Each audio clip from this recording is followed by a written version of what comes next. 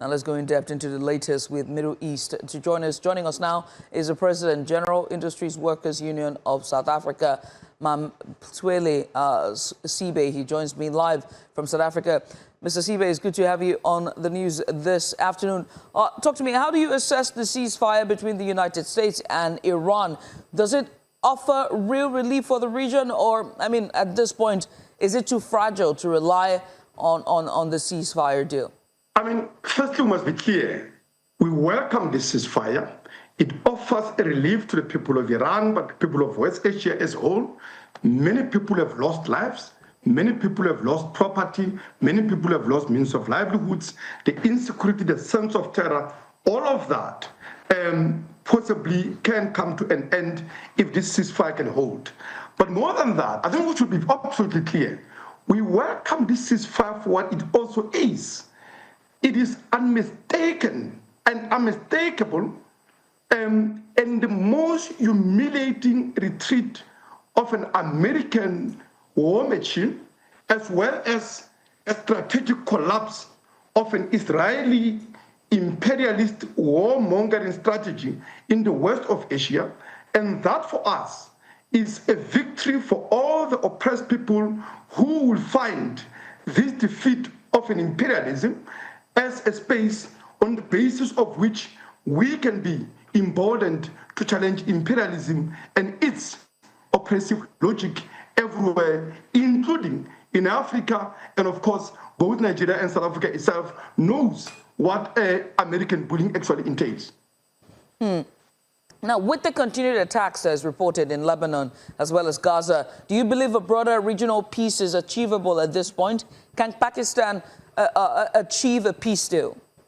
I mean, the reality is this ceasefire, the very fact that Trump, completely retreated. Remember, just days ago, he was threatening, it was all hubris of threats of bombing Iran into a stone age. His Secretary of Defense was speaking about, total obliteration of the infrastructure in Iran. The ambassador was talking about victory, ayatollahs begging for mercy in a matter of days, and so on and so on. And what you have a situation wherein the very ayatollahs that we're told to be begging for mercy are actually dictating terms. For Israel, this is unmitigated disaster, right? And this has been said so by Israeli politicians. One of the opposition leaders in Israel itself says this is a worst strategic failure in the whole history of Israel. And what you are seeing in the escalation of Israeli strikes in Lebanon is a desperate attempt to blow up this ceasefire.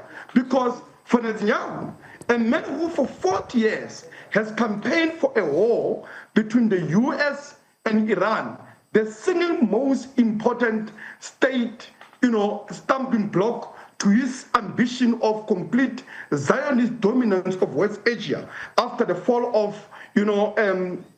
of Hussein in Iraq, of Gaddafi in Libya. This war is all that he dreamt about. At the end of it, what does he see? Iranians are not defeated. If anything, American imperialism is on the retreat. So he's escalating and stepping the war, but it is absolutely clear Donald Trump has made the worst and the most dramatic climb down of his career. And nobody is under any illusion other than the fact that he is defeated in this war and he is on retreat.